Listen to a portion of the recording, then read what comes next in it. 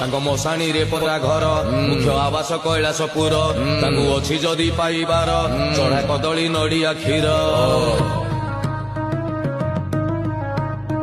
ତାଙ୍କ ମଶାଣୀରେ ପରା ଘର ମୁଖ୍ୟ ଆବାସ କୈଳାସପୁର ତାଙ୍କୁ ଅଛି ଯଦି ପାଇବାର